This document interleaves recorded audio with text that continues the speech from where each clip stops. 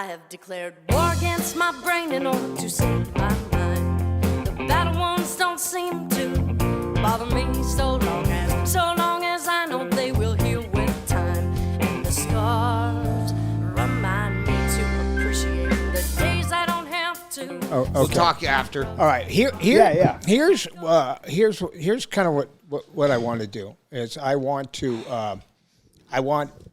everybody to know why I love Doug so much. And so what I've done, Doug, is I've pulled some clips and I didn't know what I could do and what I couldn't do. This all happened so quickly that I just decided to do the podcast on Sunday. No, it was after the Super Bowl. I think it was on Monday. It was because we had to settle up. We have had a running weekly bet for the entirety of the NFL season. Last year, you just said, hey, I'm going to bet anyone. I want to bet against your Arizona Cardinals. No matter who they play, we'll put $50. I'll put $50 on anyone. And this year, you said, listen, the Cardinals are going to suck, and it's boring to watch them. How about we just pick a game of the week that we bet on? So we had a system where the winner gets to pick the game for next week. The loser gets to pick the team.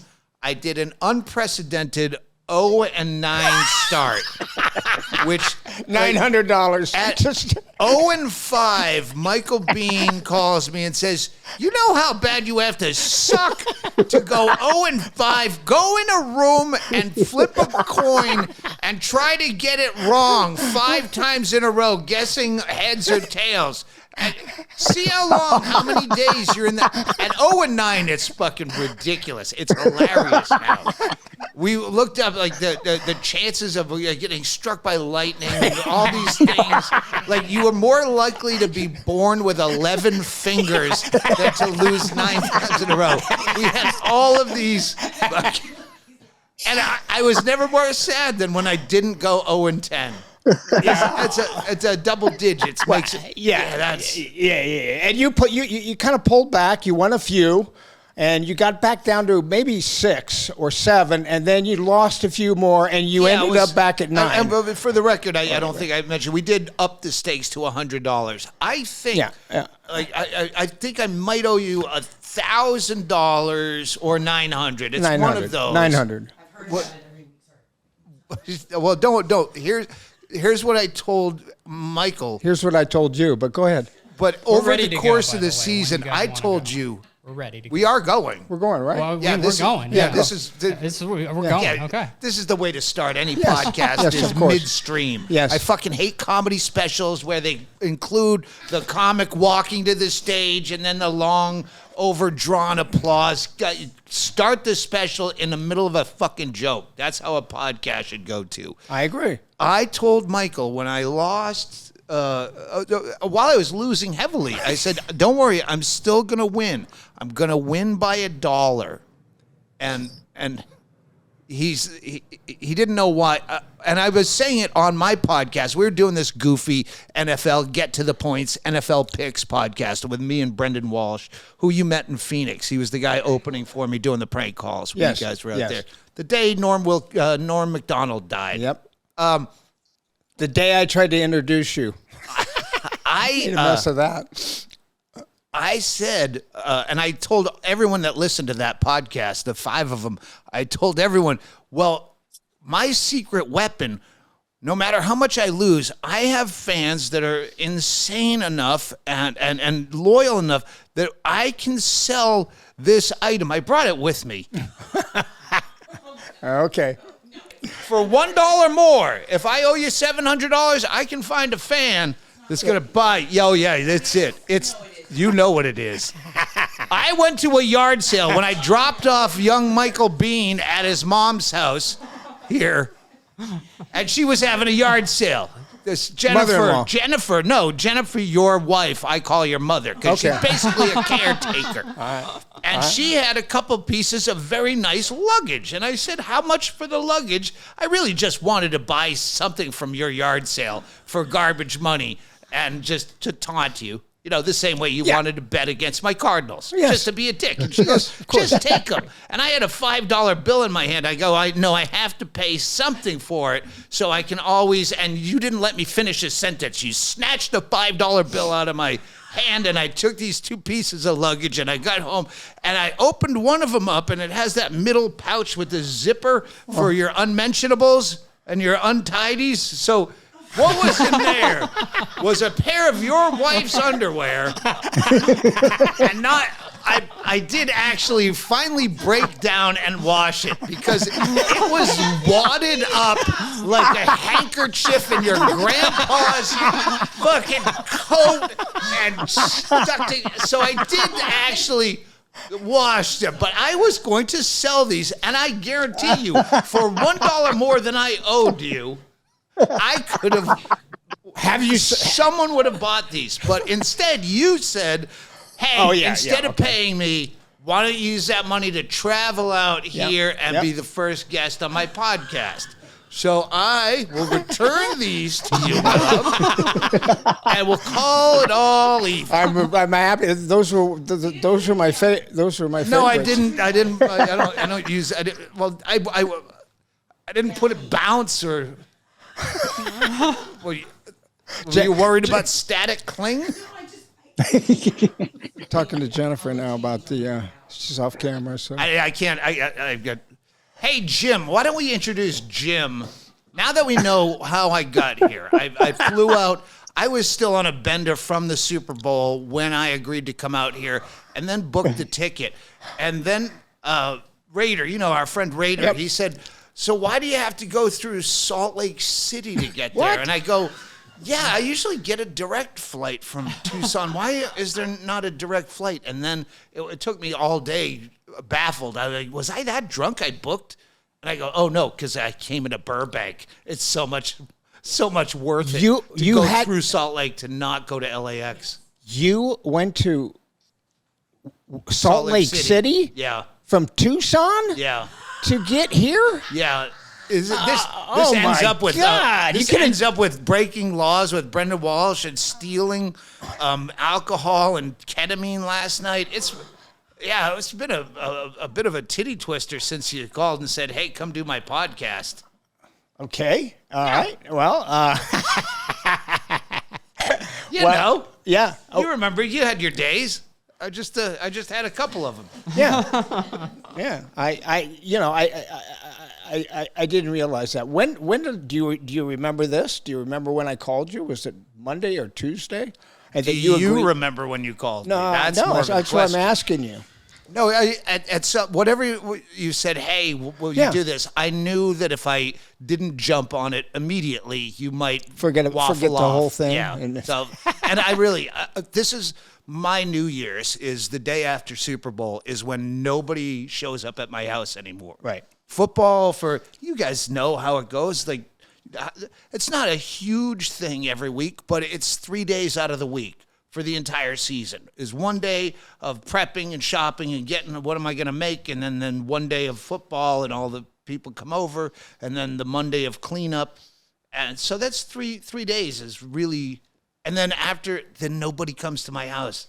I was going to ask you. I was going to ask you now that the NFL season is over. I don't see anyone. A huge hole in your soul. Yeah, there is for most people. That's why I go, "Oh, this is perfect. Yeah, let's do this now. Let's go to LA and do the Biehn cast through Salt Lake City." Yeah, through Salt Lake. Yeah, quick drop into the Delta Sky I could have Club. walked to Tucson as fast as it took for you to fly here. Kaylin, let me ask you a question. Can you play that?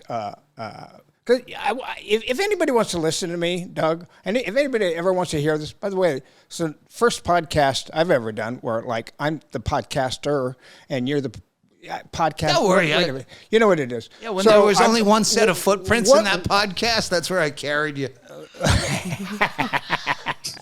I wanted people to understand why I've been following you for 30 years. And why I love you so much before I met you. I mean, I was your biggest fan before I met you. You were my favorite comedian. You to me, I don't know what a generation is. What's a generation? I think it's like 10 or 15 years. Okay, well, you're like there was George Carlin, and you. As far as kind of comedy that is offbeat and wacky, you're darker. You're dark. You're so effing dark. The fact that you can get laughs from doing jokes about dead babies and Gabby Gifford, it's remarkable. And I fell in love with your comedy. It had to have been 25 years ago or something like that. So I asked Kaylin to pull a couple of things. I think it's about 15 years ago, because I know it's no refunds is the one. I already talked to your son here, your producer. I'm like, oh, what clips is he? Oh, okay, all right. Well, those are clips from No Refunds. Yeah, that's 2007. Okay, well, I didn't have time to go through all of your specials and reread your book, but I did reread a lot of it. And by the way, Doug, I'll say it. I said it. That, by the way, did you ever get a paperback version of the hardcover? I just got the hardcover. And, okay. For fun, what we're going to do once I get a producer back from my podcast, both of my producers are AWOL right now, but we're going to telemarket, because I bought 750 copies to get the price break of a book that's been out. It was an Audible exclusive, and I wanted a hardcover because the other two were hardcovers. Tell the audience the name of the book. It's No Encore for the Donkey, and it's the best one of the three, I think, and I wanted the hardcover, and it took almost as long as it took to repair my house fire to get this fucking book. So what we're going to do is we're going to get my whole podcast crew and everyone, we're going to telemarket it. I'm going to take my old telemarketing trophy that I have, Salesman of the Month, and we're all going to sit like a phone bank, and I'm going to just, hey, and if you're listening to this, send me your phone number to Stanhope Podcast,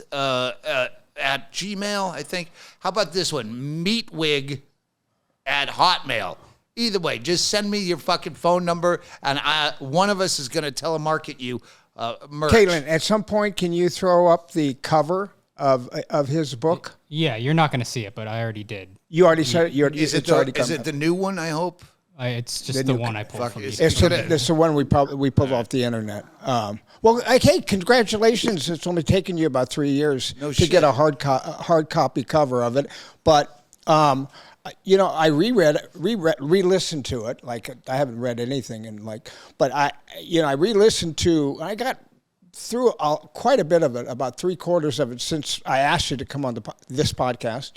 And I swear to God, Doug, you are a really good writer, a very, very, very good writer. And it's a great book. It's a great book. Thank you. No Encore for the Donkey, right? Right. Yeah. Yes. And you're a very, very good writer. And I don't, you're kind of a triple threat now, because we'll talk about your acting. Complimenting me, because you stopped short of where I would go further. And no.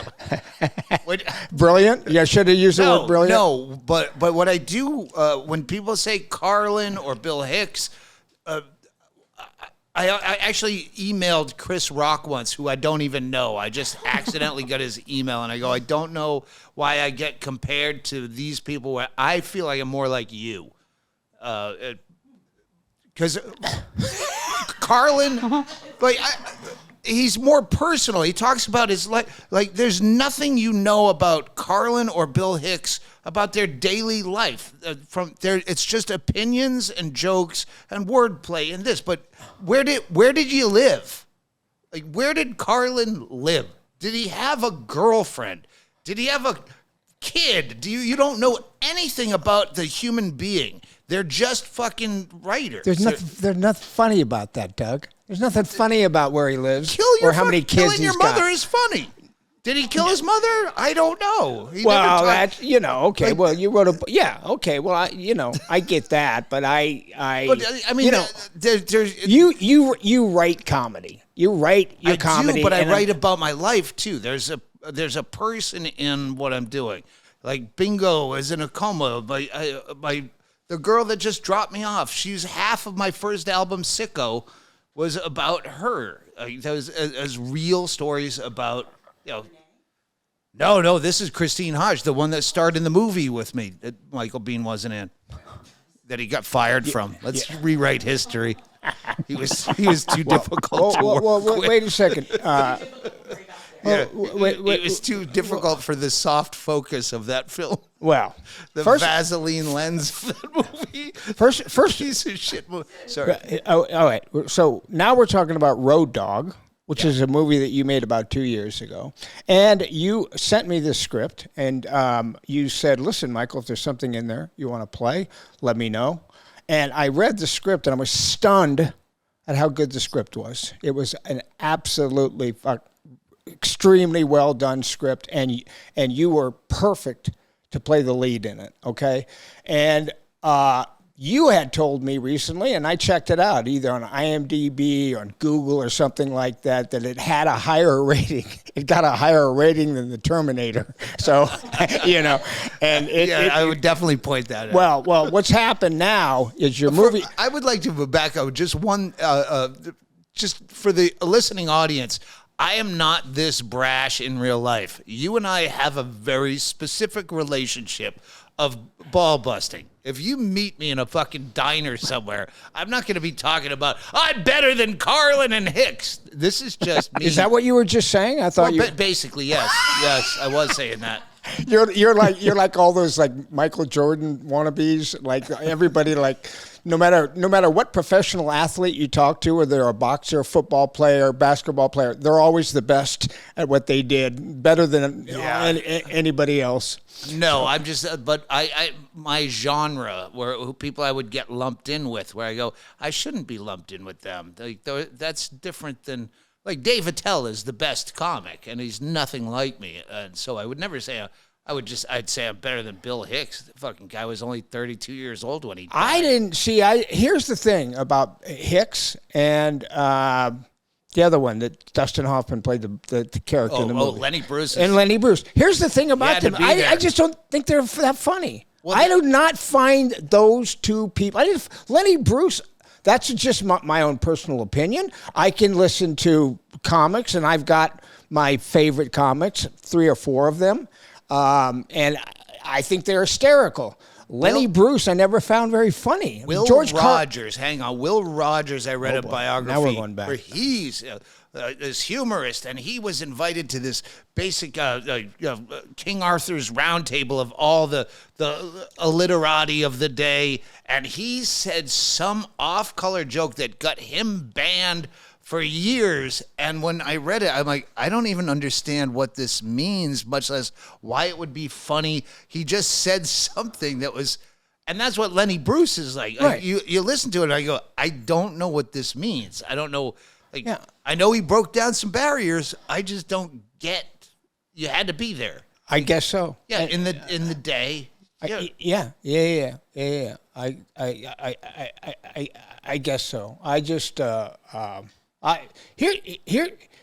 here's my, and I've said this to you before, and I know every other comedian's name that I mention makes you wince, but I do like Bill Burr. I love Louis C.K. Love Louis C.K. And the other one that I like that is Ricky Gervais. Never watched his stand-up. His stand-up is fucking awesome. You've never seen it? No, when I saw clips of Ricky Gervais, and he said very nice things about me, but I think a lot of comics go through similar phases of, okay, I start with my titty bars and porn, and then my girlfriend broke up with me phase, and then hopefully you don't go the bad route of, oh, isn't it funny having kids?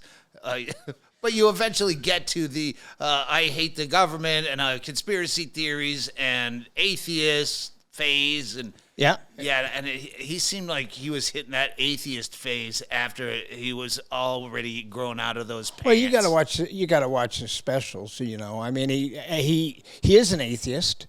And he'll basically make a very, very good argument against a very smart person who is not an atheist about atheism. I know, but it felt like it was too late. Like, all right, everyone's done this. Well, I don't know. I've never watched his specials. I don't like the Well, accent. you seem to have an I don't opinion know for why a guy who's never seen why any of his can't shit. he lose the accent? Is what I'm Lose the accent? You Yeah, want him to just- lose the accent? yeah. That's what they told Arnold. triggers That's me. what they told Arnold. Lose your effing accent, Yeah, dude. change your last name to something that's. That people can say and Yeah. change that accent. And now I meet someone named John O'Connor, and you go, hey, Bill O'Reilly, whatever. If you have a normal name now, you're fucking worthless. Like you Schwarzenegger, it'll fill it in for you. Arnold, and then it fills it in. You have a name like Bob Smith, I can't find you on the internet. I fucked this girl named Victoria Smith in Walla Walla, I Washington. fucked her too. Are you what? At the Red Apple Yes! karaoke night. Oh my God! 1993. Oh, this is incredible. You can't Google what? her. Yeah. I know. It was a one night. All right, go ahead. I'm Yeah. sorry. Yeah. Go ahead. It's the drunkest I ever drove to. What? Yeah, I went back after her. You don't realize sometimes that you're the fucking one night stand. She's like, oh, because I'm never gonna see you again, and then you're like calling, hey, I'm back. I got a few days off my tour. Can I come stay with you? You turn out to be the one night stand. Yeah, you're the guy that Victoria Smith hoped she'd never see again.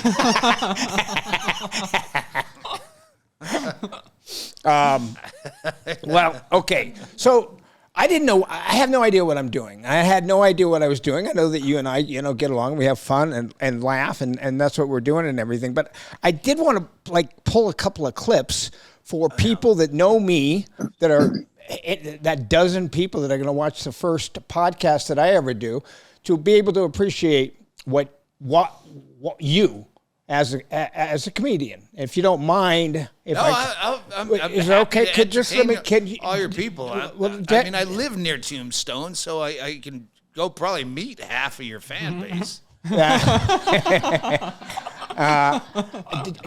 Caitlin, Which clip do you want to play first? I want you to play when they introduce him. This is how I was going to introduce you, All right, Doug. And this is the newest special. yeah, the newest one. Okay. Let's put this up. The last one. It's not that new. Thanks very much. For public release, on Saturday night, May 25th, while performing in Las Vegas, I made comments and performed material that I now understand to be utterly deplorable and indefensible. It is now a source of great shame and embarrassment, and I want to offer my heartfelt apologies. I'm gutted by my own carelessness and beg you to know, deliver earnestly, this is not who I am. I intend to take the time in the future for great soul searching and hope to come back a more sensitive and insightful human being. I only wish there was some way I could go back in time and erase this whole ugly affair. Almost done with it. Hold on. I like to get ahead of problems. Okay. So did you remember what special that was? Do you know which? Well, that's the last one I put out. I still have one I taped like 10 months ago. I haven't even got to editing notes. I think I'm just going to put it out on my Patreon and then start from scratch again. But yeah, that was the one. That one took a year to put out. And that one I blame my manager. Like, really? It took a fucking year for you to edit this and put it out? And now that I took control of my own fucking means of production, I'm as bad as that manager, and I still can't fucking put shit out. I suck.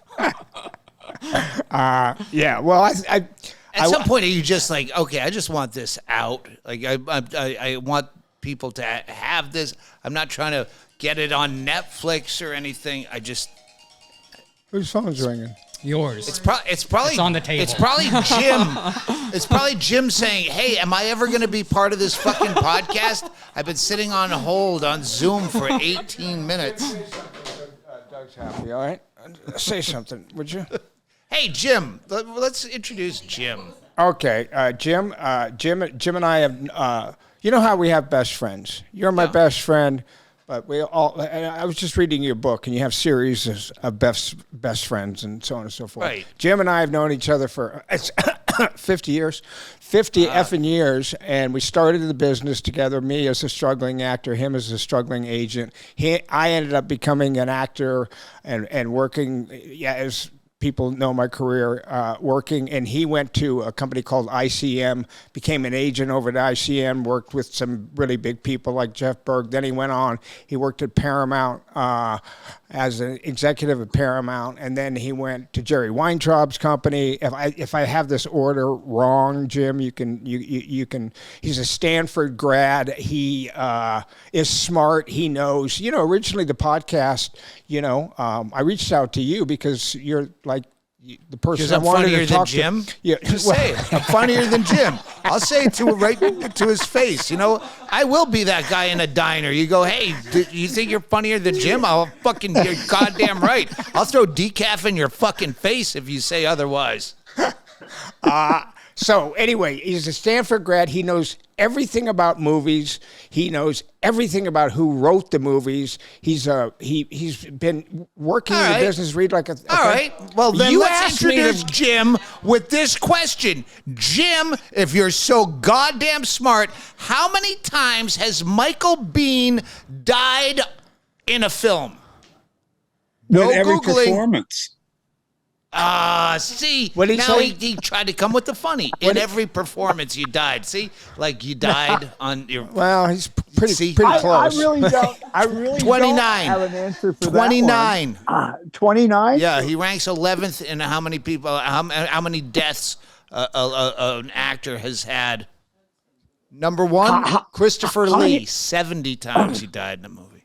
You want to give us the whole? Do you know the whole? Dennis Hopper's like 3. Yeah. But no, the gap between 1 and 2 is 48 to 70. You died 29 times in films, some of which are for sale at the Verhelst House Rehabilitation Facility yard sale. Do you know this story?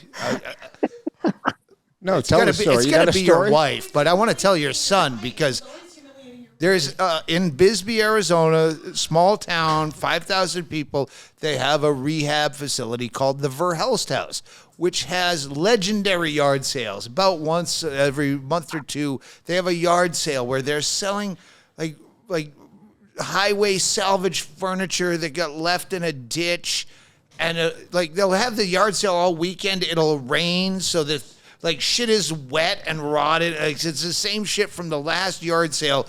But for some reason, there's 2 movies of Michael Biehn's that you can find dozens of copies of on DVD. And one is The Game or The Gift or The Girl.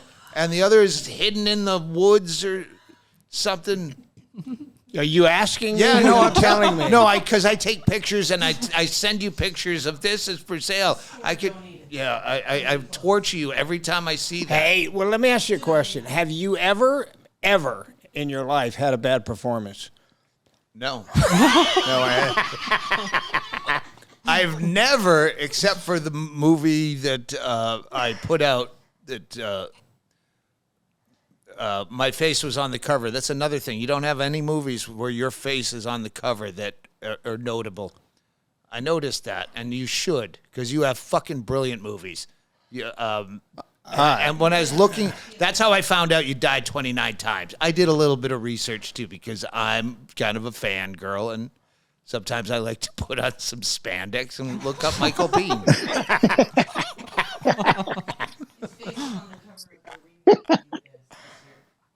On the cover of the what? The Abyss.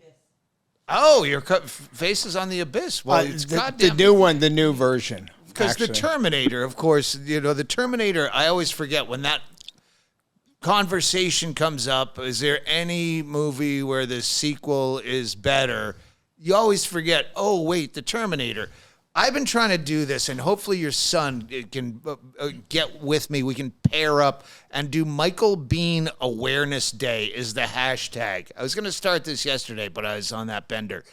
But hashtag Michael Biehn Awareness Day, and just show pictures of you from all the hit movies, and everyone would go, oh, fuck yeah, I know that guy. For some reason, the name recognition isn't there. So if we could just get everyone just to take... Any day of the week could be Michael Biehn Awareness Day. Just once a day, show him in the Terminator, show him in the Abyss, show him as Johnny Ringo.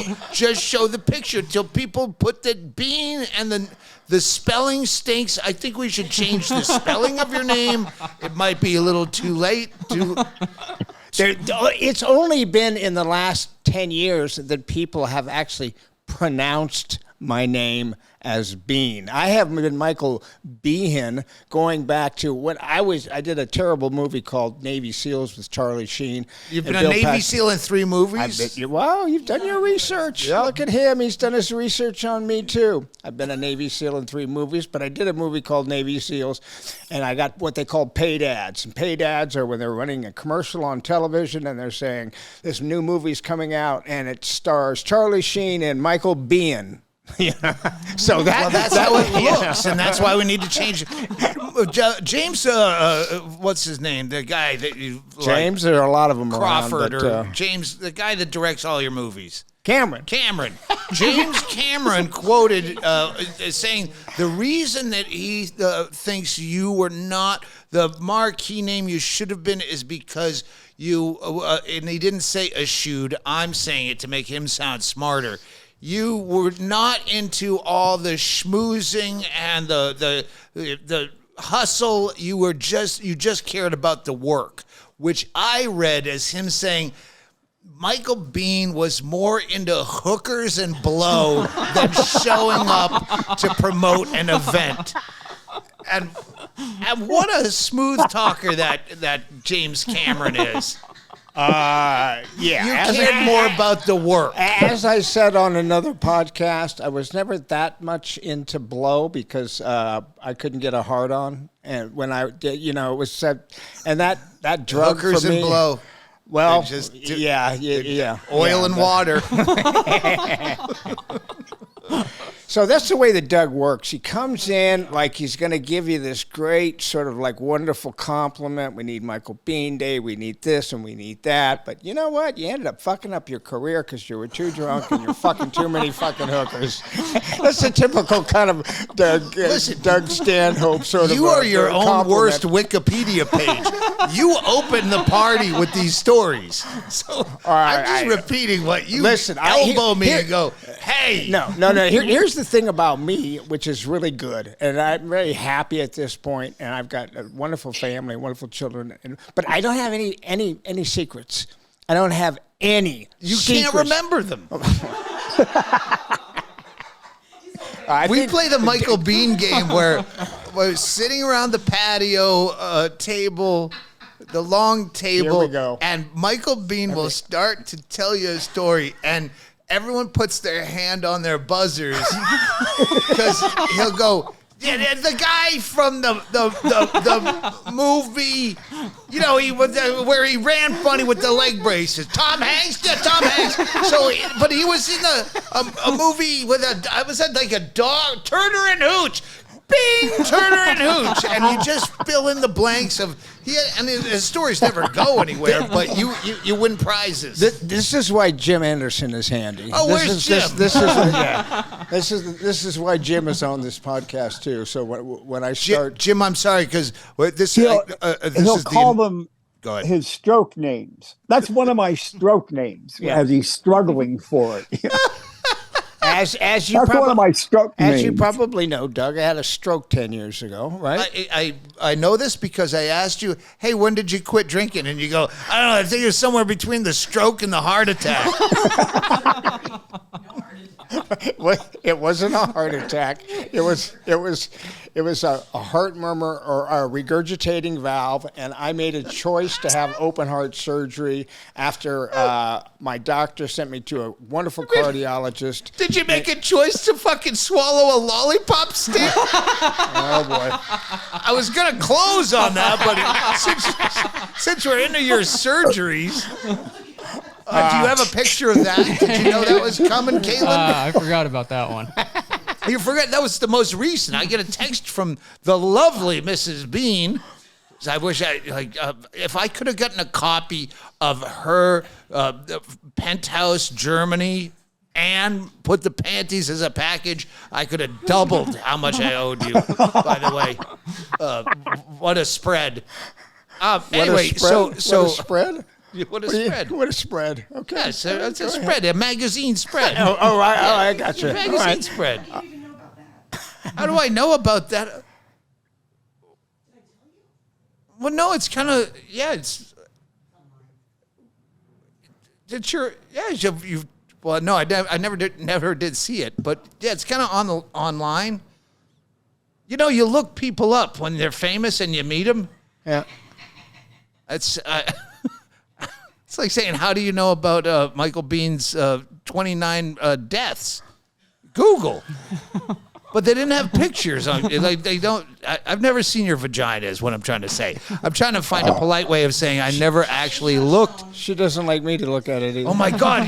Oh wait, that's not your kid. All right, good. She's had a child now, so she won't let me look at it either. Christine Levine, Mamu, Christine Levine said it best. I had 3 kids. My pussy looks like I swallowed a dog and it chewed its way out.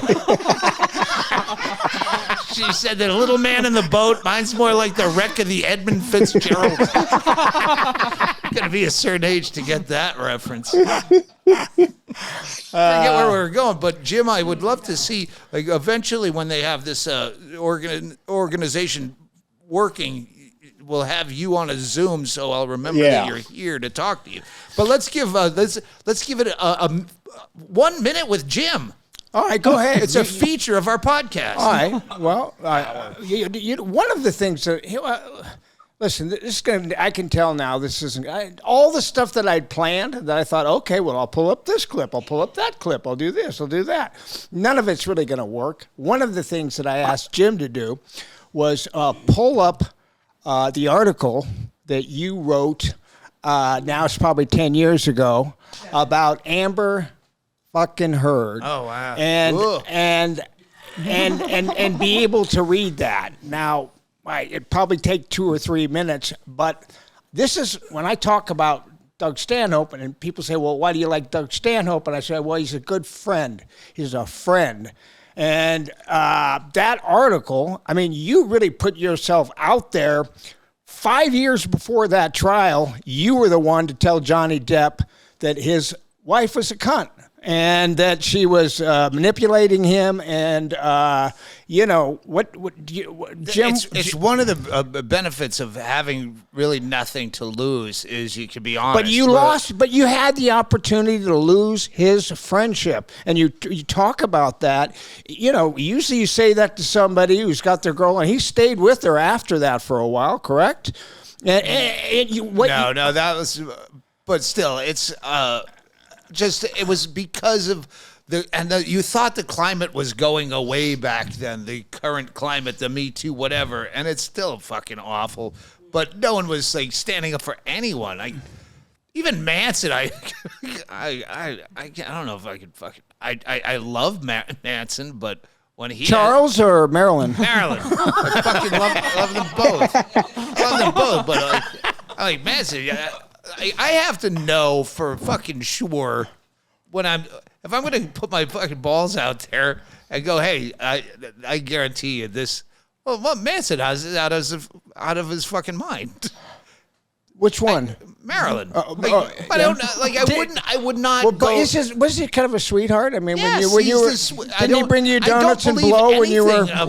Didn't he bring you donuts and blow when you were over Johnny's house and you were just breaking up with Bingo? He is, but I could see in a world where a fucking chick went, oh, I thought this was role play until like he forgot my safe word. I could see, I yelled out blue dolphin, but he was like Still had his face in a plate of blow and absinthe. And there were, I could see where maybe it was miscommunications. I knew for sure that fucking Johnny Depp was being fucking played, and I was more afraid of like looking like I was name dropping. well, I know, but you wrote an article for what publication was it, Jim? Do you know? I wrote it for my website, and they put it on some fucking. That's why it had some stupid title, like some tabloid. Johnny Depp is innocent, and I'll tell you the real reason. What's the headline of it, Jim? What's the headline of it? I don't have the headline. I just have the printout of the. It's the Wrap, text I think it was called. The what? It's the Wrap, I think it was called. That's one of those it is the Wrap. BuzzFeed, That's the one Vulture, I sent you. Yeah. shit stained fucking national world news. I know, but It's a tabloidy Bad kind of thing. boy Yeah. exists. I was trying. kind I of- was trying to make the point that there were, that you went out and went out on a limb to tell the king he had no clothes on, and you don't say that to a king, without the possibility of him saying, "Well, you can go fuck yourself. I'm going to cut your head off. I'm done with you, Doug Stanhope. I'm sticking with this girl that I'm with." And I just thought it was brave. You want to play it down, or whatever. But that was 5 years before anybody realized what a fucking cunt she was. That was 5 years before that, correct? And she sued you, correct? You know what? What I really one glaring thing that I calls to mind is Bill Burr saying on his podcast that you don't like the quality of the audio. Is he goes, yeah, well, fucking Doug Stanhope, fucking if Doug Stanhope's vouching for the dude, I fucking trust Doug Stanhope, and I'm like, that's like a career like affirming moment where Bill Burr is like, yeah, if he fucking says it, it's true, and I'm like, that's what you can't fucking buy. And here's the thing, and this is why it upset me when you mentioned my name on Bill Burr's show. And he kind of went past it like he had no idea who you were talking about. Yeah, because you're going to change your fucking name. And if I said Michael Biehn, you would have gone, oh, I fucking love that guy. I remember, yeah. Well, we Mandalorian was all secret. And so when they decided to let the audiences know that I was going to be in it, it was the same time they let the audiences know that Bill Burr was going to do his second season. So we were both announced together, Michael Biehn, and Bill Burr. And I had met him, and it was a very, very awkward. You get top billing in alphabetical order, just give you that. Well, having the B for the last name has always helped. But I had a very, very awkward. I was very excited to meet him because I just think he's fabulous, and I just made me laugh so much. And he was like you, but not like you. You're my favorite, but still, I wanted to meet him, and I came on kind of strong when we were doing The Mandalorian, and I started saying I couldn't talk to him unless he would basically say that Tom Brady would never have been Tom Brady if it hadn't been for the tuck rule. The whole tuck rule thing made Tom Brady. Tom Brady basically fumbled on his own 20-yard line in the rain against my Raiders at the time. By the way, I did have a team at one time, Doug, and it was the Raiders. And that's when I gave up on the NFL. And when they called the tuck rule, he took the ball. It was in the rain. He fumbled his own 20-yard line with about a minute and a half left. And they called the tuck rule, which is a rule nobody. My old best friend was a Raiders fan, and I was a Patriots fan. For that game, we were in Costa Rica at a bar / brothel / sports book. The sports book was a guy at like a podium thing.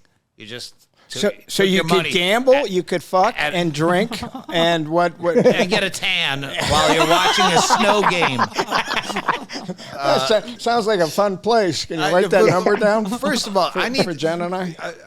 Kaylin, you have to make sure we get back to Michael Biehn having a fucking lollipop stick removed. I've never had a friend that I've known less time but had a closer relationship that's been in the hospital, like where I've actually been helping you be admitted to a hospital where you were screaming homophobic slurs, and I was the only one who understood. I didn't take the time to explain to the gay orderly that was taking you in from the wheelchair that, no, he's not talking about, he's talking about Joe Rogan. I wasn't talking. Yes, you were. Dude, do we have to have this conversation again? It's just about your We ego. have This is a funny To do conversation. with Joe Rogan. Yes, you were was upset that Bill I Burr. brought you up on Joe Rogan. I had just done listen, Rogan, and I brought you up. I and had he a skipped past dude. you I had a like Bill Burr. I had a heat stroke. Okay, this is what happened know, to me. but And the point in is- that heat stroke, and in my confusion of having a heat stroke, where I was taken to a hospital and then flown to Phoenix or Tucson. Yes. During that time, I got Bill Burr and. The point is, I knew what you were saying. He was like, but you said But my it wasn't name, Joe you Rogan. thing. It was not Joe Rogan that I was up. I Okay. might have yelled something about Joe Rogan. Joe Rogan. But I meant Bill Burr because I felt Bill Burr had not gone like, oh, you're friends with Michael Biehn Well, when you Rogan mentioned did the my same name. thing when I mentioned your name. He didn't. That's why we have to change your name. Can we just get Is that what he said? to What did the he do? lollipop? He had his guy pull you up, and he goes, oh, that guy. Anyway, well, Joe Rogan does his podcast for himself. Well, but here's the thing. Who's Joe Rogan's guest? Who's he talking at this episode? It's like, so Joe Rogan, me- but when you were on Joe Rogan's show, you brought me up, Yes. which was very nice of you to do. And Joe Rogan went, "Wow, who's this guy talking about?" And he pulled me up, and he goes like, "Oh, look, oh, he's in that, and he's in the ring. He's Ringo. He's like Terminator. He's in everything." And then he looked right into his camera, and he said, "Come on my show, Michael Biehn. Please come on my show." That's what he Okay. said, and. I had more people calling me from my grandchildren to my, I mean, right, Kaylin? Yeah, You I had- was one of them. Yeah. There's a lot of Joe Rogan fans out there, I'll tell you that. And anyway, I've never been on his show, but, I have, podcasts are a little bit tough for me. How far are we into this now, Kaylin? About 50 minutes. A little under. Podcasts are a little bit tough for me just because they're time consuming, and I don't, I kind of got that ADHD thing. Well, yeah, that's and I've been doing that, and we should just call this "Listen to Jim," the word in edgewise. Like Jim has said 7 words, and I think that should be like. Hey, Jim, why don't you know a little bit about Doug Stanhope because I turned you on to him. Why don't you ask him a couple of why don't you take over this little conversation? You take over as host at the moment. Go. I don't. You're supposed to. You woke him up. Well, my first exposure really was the book. So I'm the No Encore for the Donkey, and I read that a couple of years ago, or heard it a couple of years ago, because it was only available on audio or Audible. And when Michael was talking about wanting to, find hard I copies can't of hear it. you, Jen. Just talk. I'm listening, Jim. I'm listening. Okay. Well, so we actually got it sent over to a publisher who was basically known for publishing porn star memoirs, and because it seemed like a fit, and they were kind of interested in it. So I'm pleased now that you have a publisher for it. Well, So- no, I self-published the hard copy. I had because Audible we had exclusive for 6 months or a year, and then we could do it. And then my manager got a fucking paperback that was like a Jehovah's Witness pamphlet was better quality than and it was embarrassing to put out. I'm like, no, give me a hard copy. I'll lose money, but I want my 3 books to all have hard copies on my goddamn shelf, one of each.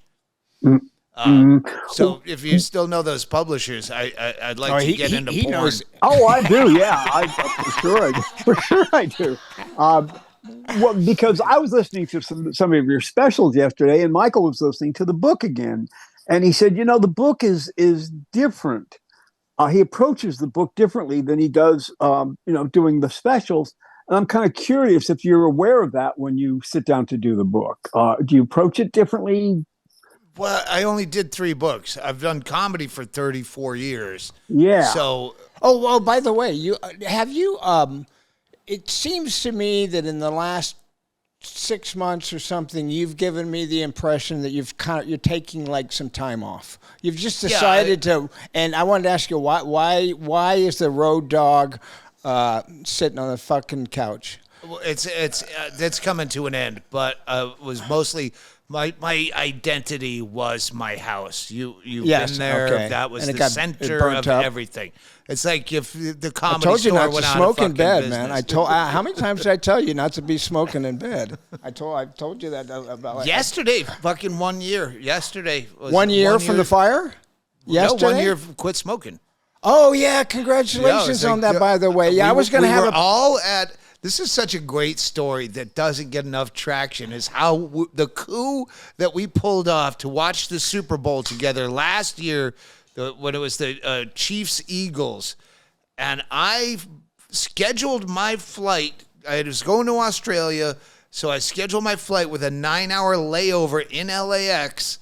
So I could watch the Super Bowl at the Sky Club with all the free drinks and all the free snacks and not be the fucking host.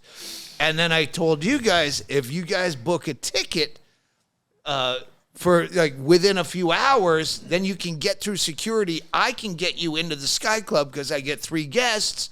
And I brought my wife. She flew out. So you guys just came through, got into the Sky Club, canceled your tickets to, I don't even know where you booked. Tucson. Just, okay, cancel it, because you can cancel within 24 hours. I get you in free. I got bingo home. We spent the whole fucking Super Bowl in the Sky with Club free catered. eats and free drinks and the whole Super Bowl. The only fuck up was that it lasted a little too long. Where Bingo's flight, she was shit-faced, so I had to walk her to her gate, and I'm staring in bars as I walk to the gate to go, and the Chiefs got the ball back, and I'm like I missed the ending of the fucking game because I had to walk a drunk Bingo to the gate, but otherwise, fantastic. Yeah. Big coup. A year ago yesterday. Yeah, and then 2 days later in Australia, I quit smoking because I fucking Well, smoking kind of quit you, really, right? Didn't you just have trouble like getting up off the couch and without like breathing heavily and? My you know when you make a K cup at the end of a K cup, that's how my lungs sounded. I couldn't get through a sentence without coughing up goop. Anyway, can we just close on? Oh, we're closing. After whoever you were hurling obscenities because you're out of your mind. Anyway, Stroke. Hey, Doug, from your wife, guess who's back in the ER? The picture of he was throwing up in a CVS. No, that was Dashel. Oh, that was Dashel vomiting? Yeah, and then I got home and he was. Oh, okay. All right. I thought he was throwing up because finally I get a picture, disturbing to some. If you want to put it up, we'll just go ahead. Pause for edit. Yeah. Pause for edit. And there you see the picture, if he did put it up.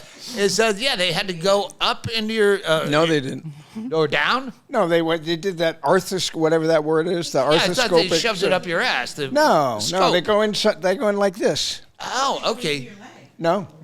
They went right into my stomach. And they put like a little machine in there. All right, they put a fucking scope in there with a clamp, and they found... Yeah.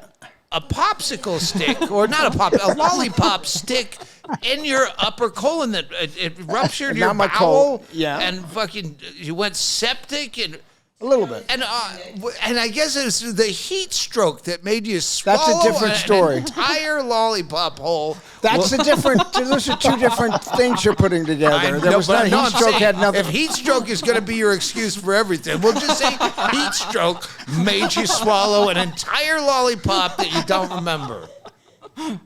I know what happened. I didn't. When the doctors saw when they did the X-rays and the sonic, whatever they do, they take a bunch of pictures of the inside of you. A doctor came in to me, and he said, "Is there any possibility that you could have swallowed like a straw that is 4 or 5 inches long?" What's the time frame between where you go, oh, I have an upset tummy, to you're in fucking surgery 24 hours before, and the whole time, I bet you're not even curious. I bet the whole I thought I had 24 hours, you're appendicitis. like, after my life, it could be anything. Well, yeah. You never for a minute thought, what happened to that one lollipop? I picture it like a child cartoon swirly big lollipop that a kid with a dunce cap has on a tricycle. I picture you licking this giant peppermint candy flavored. How many licks does it take to get to the center of my exploding bowel?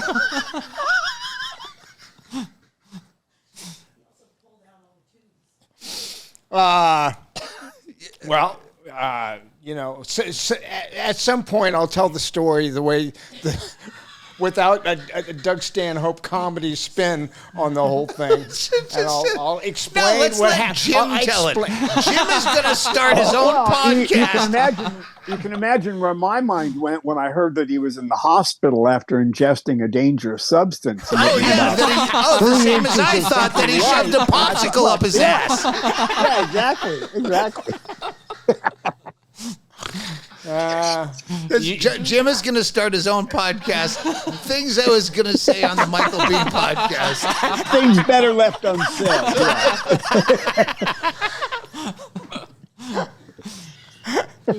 All right. Yeah, I think time-wise, I think that this is you would know. You've done like 400 of them. So listen, I would, if I could, I would do like 10-minute podcasts. Like that's my attention span to listen to other people. That's why, as long as I've known Rogan, like it's not. I can't do 3 hours. That's most of your fucking life. No, I hear you. Awake. I can't do 3 hours of listening. Well, listen, as far as I'm concerned, it's been a very, very successful first try. And I think this has been a great podcast, and I think you made a very good decision in having me as your first guest. Yeah, well, obviously, you that's true. I feel like I'm full of piss and vinegar, as they say in the business. What business do they say? I don't even have any business anymore. I don't do anything. But I am Marriott Titanium, so I have access to the concierge lounge. Jennifer's still here, so now we can. I know. She keeps talking like she's got a microphone, and we don't have headphones on. We can't hear her. They can't hear her, and she has been gabbing the entire time. Yes. Jim has gotten more words in, but she's taken more. It's like punches thrown. You know when they're watching boxing and the stats? Yeah. Well, how many punches actually landed? None of Jennifer's because she doesn't have gloves on.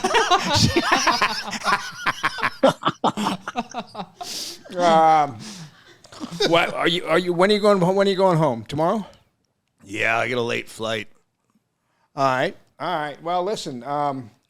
Thanks. We do the wrap up thing after we close up. Like we don't have to. Oh, you want to go to Vito's? It's an Italian place. Are you asking me? No. I know you're going to have to go take care of. Here, this is a terrible thing to close on, but I realized at some point you're going to be dead before we can be real friends because you have like a 3-year-old kid or whatever. He's almost 9, but you're close. Yeah, almost 9 means he's not 9, first of all. And you're 67 and you swallow lollipops. So you can never go out because you're taking care of your kid. I understand this. I went out with Brendan Walsh last night and we tore the fucking place up. We just destroyed. He doesn't have any kids? He has 2 kids. Yeah. And they're 3 and 6. And I'm like, well, yeah, you can sneak out occasionally. It ruined our friendship.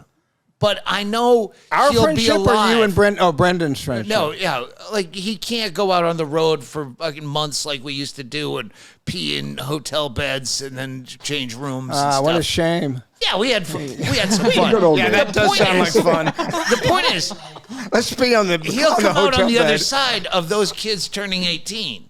Say what?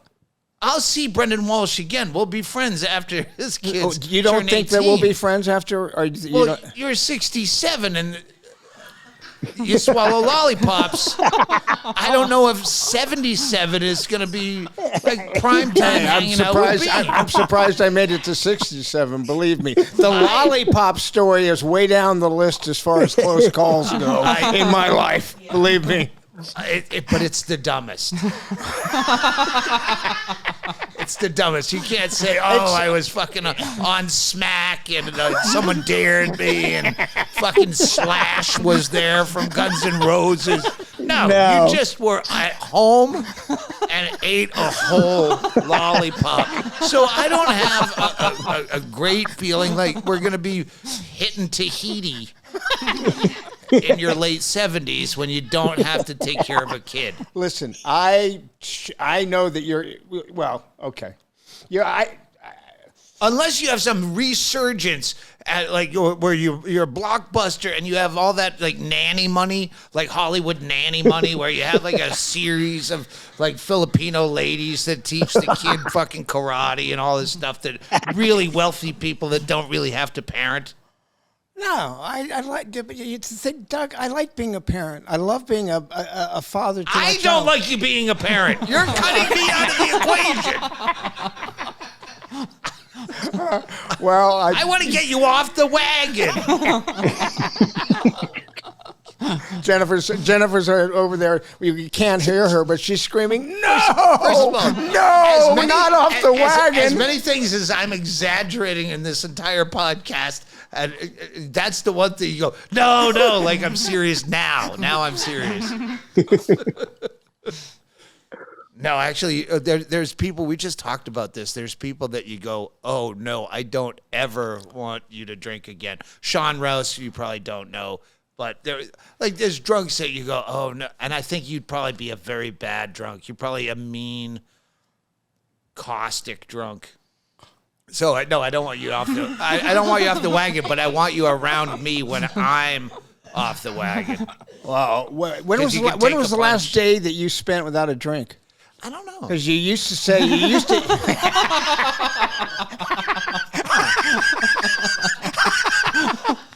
Well, think about it.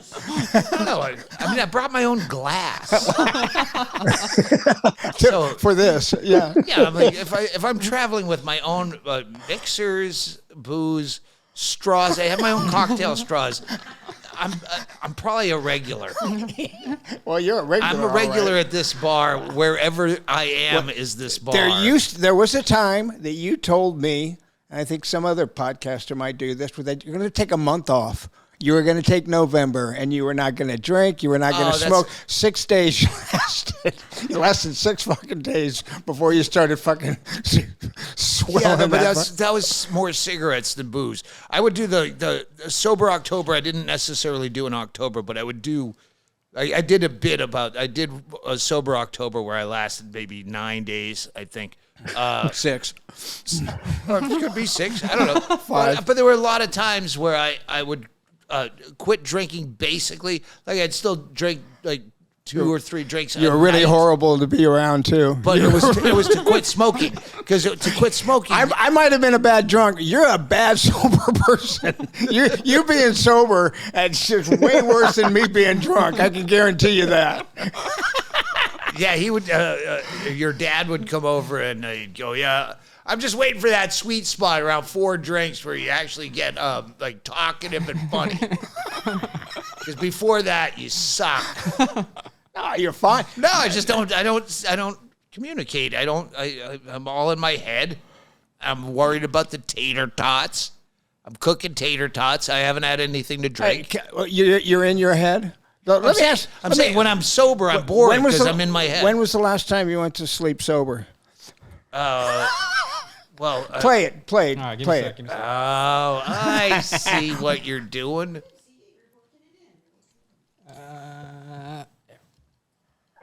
Did you ever try to do this? I tried this in July in Tucson, Arizona, and failed miserably. Did you ever try to sleep sober? Ever try to do that? It's completely impossible. I tried. I got a meeting at 6:30 in the morning. I got a flight to LA for a meeting, so I'm trying to be responsible. And I'm just laying there in a hotel. No people or conversation, no distractions, sober, and no television, just your head on a pillow. 1 a.m., 2 a.m., you mother... Because that's when the carnival kicks into high gear.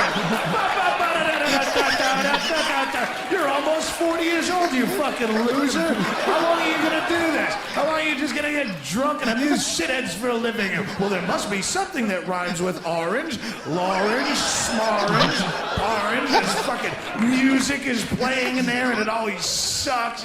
We didn't start to... Shut the fuck up! I'm going to go to bed!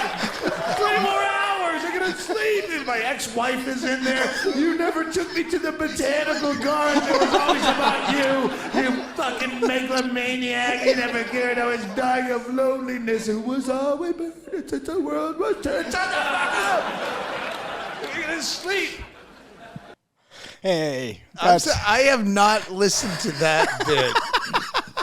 It's so, like, I know the bit. I saw you First of all, smiling. that bit is the reason that I know both Johnny Depp and Marilyn Manson. Specifically, that bit is, like, the one, like, Manson was upset that Johnny took credit for, like, yeah, that's why Johnny Depp contacted me. It was after... He made him watch that special because of that bit. Because it takes a certain fuck up to understand the sleeping sober thing. Yeah, is I still don't do it. it's I don't use booze, but yeah, no, yeah. Well, you know what? You lay out in the sun a lot. Oh. See, he's joke. Anyway, the point is, I did. I remember every single thing about that night, and that came out in 2007. So I probably wrote the joke in late 05 or 06, and I remember the hotel I was at. I remember what I watched on ESPN2 that I tried to write a bit about because I was just frustrated, and then the bit never went anywhere. It was about a professional bass fisherman in the middle of the night on fucking, and one was like extreme bass fisherman, where he's in the stands, like when he won the award, and he goes in the stands and he was high-fiving people, and I hated that guy so much. I could probably find him if I looked up Google professional bass fisherman. I'll go, that's the cocksucker who's like, I'm in your face, extreme bass fisherman, and they have stands right there at the lake. Like, you can fish. It's just luck. Why are you watching a guy live fishing? I was so fucking insane. And I'm like, still, I can't sleep. And I don't, God knows what I was flying. I had to be sober for, but I had to be, like, I had to do, like, I don't know, morning radio. I don't know. It did. That would be the more important question. Why did you have to be sober for that flight? Maybe Jim can find this out. That bit really resonated with me because I was stuck in a nursing facility one time where I had access to no alcohol, and they turned my TV off at night. And with no TV distraction, alone with my thoughts was a hellscape. There was no place to be, no place to inhabit. You sounded like the perfect, like, positive optimist, where he didn't say, I didn't have access. You said I had access to no alcohol, like it was a positive thing. I had access to no alcohol rather than I had no access to alcohol. You made it sound fun. I think Jim's a fun guy. Jim, do you ever think about moving to Bisbee? There's a house for sale. Jim's gone, by the way. We lost Jim. Oh. I have to piss really bad. I don't want to scare that Guatemalan maid and the baby. Should I pee in the pool? You can pee out back in the bushes. That's where I pee. Oh, good. No. Go back in the house. No, I'll pee. I prefer to pee out back. I pee where the kid pees. Here, Jennifer, jump on, and maybe you can recap some of the highlights of this podcast, and I'll come right back. Here, put the headphones on. There's a service. I wish I'd bookmarked it because Jim, you there? Where people would call in authentic sounding to his radio show when he was a nobody to give him credibility. Check, so Jim, all his are you callers were fake, hired. Yeah, I'm here. Who are you talking about? Rush Limbaugh. Oh, when he Rush. started. Yeah. And I'm like, well, that's what we need for the Michael Biehn show. I really love Michael Biehn Awareness Day. Like, it's pronounced Bean. Just here, bullet points. This is Michael Biehn. It's just pronounced Bean like Mr. Bean. But then there's a picture of Mr. Bean with a circle and a line through it. But not this Mr. Bean. It's this Mr. Bean.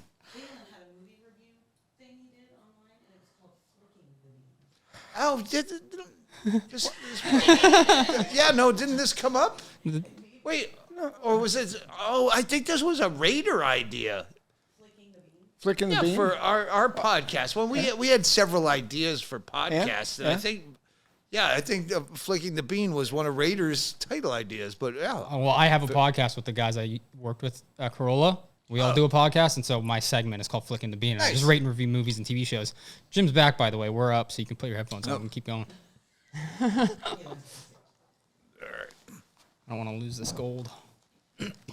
I'm sorry, Jim. I had to cut you off because I had to tinkle something fierce. Whenever Michael and I do something together, I always wind up getting cut out, so I'm used to it. But Yeah. It's tough being second. when we were writing articles together, well, Jim, we got to take you out of it. Okay. All right. I'm used to it. What in your history with Michael Biehn, and I think it's pretty obvious that I have to be part of this podcast for it to work.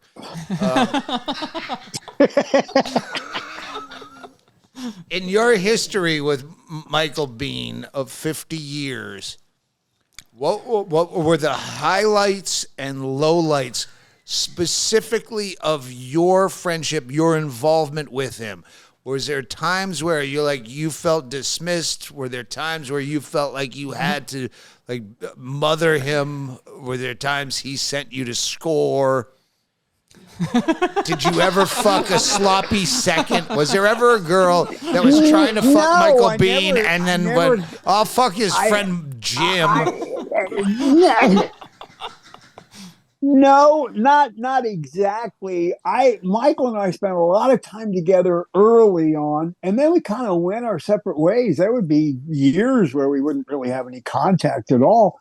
And then again, it's been in the last 5 or 6 years that we've made a lot of contact. And on the way back down, more or less frequent. that's where we that's what it was. reach out. On the way back down, we all reach out, right? Point. Yeah, exactly. That's what it was. Was there ever a time was there ever a time that you thought, I really want to call and ask him for money? Like at the where he's like, he's rolling in it, and I'm in a tough place. It does no good. It did no good. Good. I don't have any money.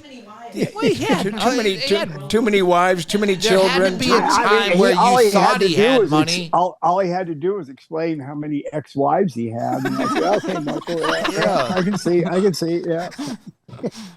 To this day, I mean, we're still basically, I don't have any money.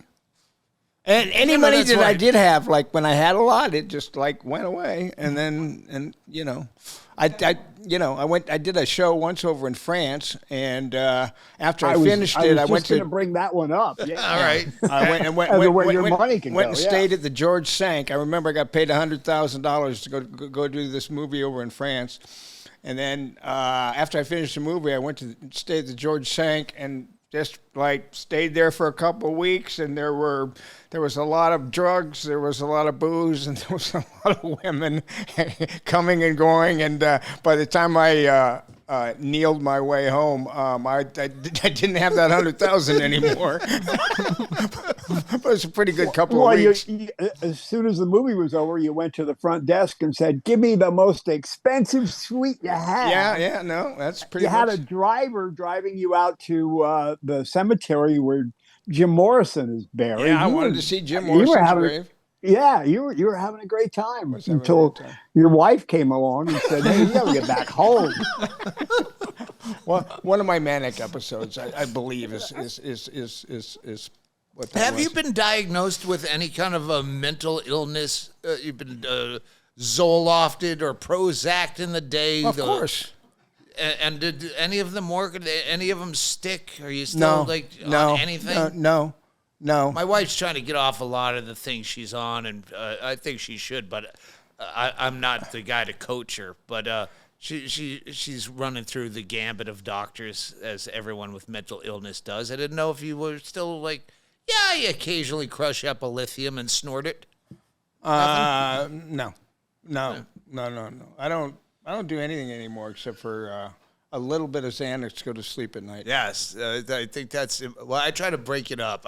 I'll take Xanax and then So I don't over end the up with- counter, so you don't end up with heat Da, stroke. da, da, da, da, da, da. Oh, that, yeah. The Ambien I'm terrified of. It's like the worst fucking Yeah, I horror never had that, stories no. of people like just going fucking cuckoo. I know they made fun of Roseanne for it, but no, I've had the straightest people in the world that with a minimal amount of alcohol and Ambien fucking almost have planes grounded, woken up on lawns in neighborhoods they didn't recognize, and they...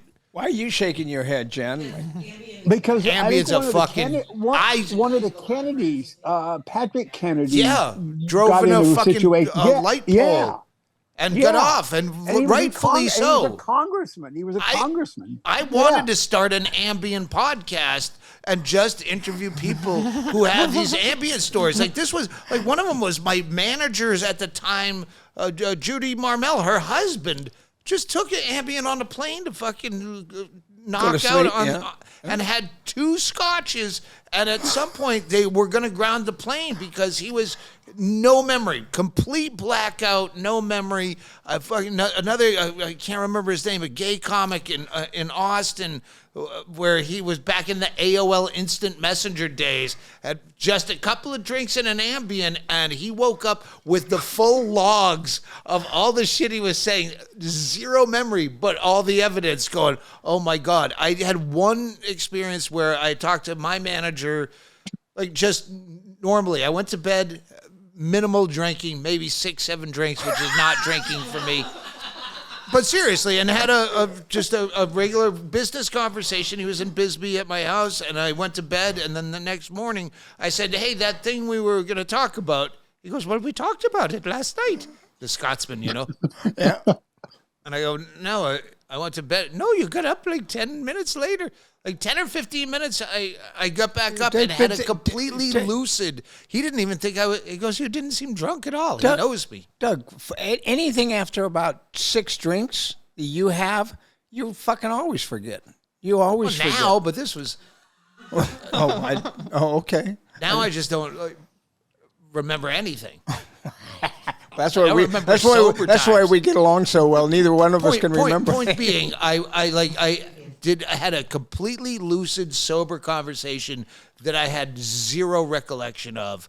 Like even today, after a fucking bender last night with Brendan Walsh, like today, once he says, "Oh yeah," and I go, "Oh fuck, oh the ketamine, shit." Well, there wasn't really any ketamine in it. I just put some fucking water in the bottle that I go, "Oh, so I did ketamine backwash." Oh, but I do remember when you stopped me from stealing the Globe. no, you tried to get me to steal the globe, but then we did the thing. And so, but I'm remembering everything as he's saying it. There's a difference between forgetting and blacking out. I blacked out on fucking Ambien. Sirius XM is calling. Hang you. on. Oh, we're getting picked up? Say, That would be the Sirius XM is called. Anyway, yeah, we should have stopped this when we were at the popsicle stick. well, we can always. no, that's the thing. About, it doesn't have to be anything. Yeah. I'm having a great time. Yeah. And, but I think, we should wrap it up before before what? before you have to call me tomorrow and remind me of the parts that I forgot. All right, it's wrapped up. There you go. All right, man. Let's take an Ambien and forget it all. To your strange pecan shell, which hand would you choose?